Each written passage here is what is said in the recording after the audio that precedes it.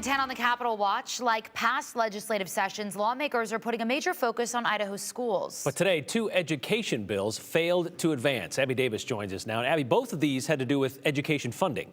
Right. The first was another crack at expanding school choice. The other would have changed Idaho's funding model so districts could get more money based on student performance.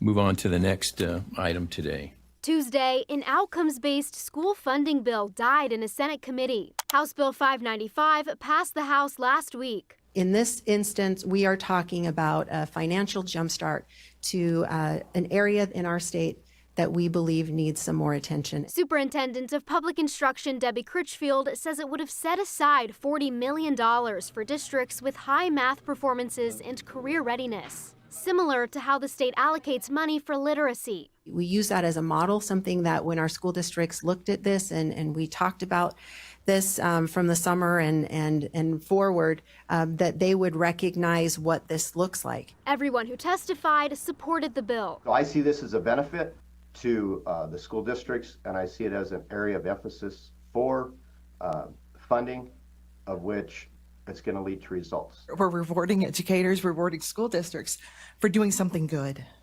And I just think that that's a really, really good approach. Critchfield called the decision disappointing.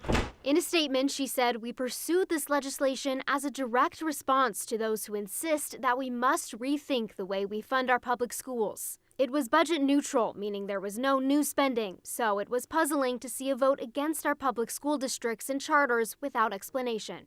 Math, science. Also on Tuesday, the latest school choice bill failed by one vote. A first-come, first-served system for funding education leaves a lot of folks out of what this state is going to need in the future. Qualified families would have gotten up to $5,000 back per child on their state taxes. House Bill 447 also outlined a grant program to help subsidize private school tuition for lower-income families. The legislation was capped at $50 million.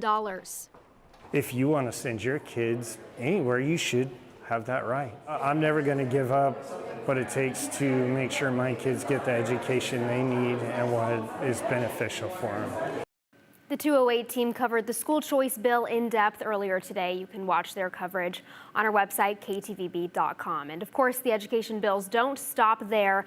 Tomorrow, a Senate committee will hear a different version of a bill allowing school employees or volunteers with an enhanced carry license to carry a gun at school. Morgan and Brian. And we're still weeks away from this session possibly ending. We could see another iteration of some sort of school funding bill. Right. They do have a lot of bills to get through at this point. Abby, thank you.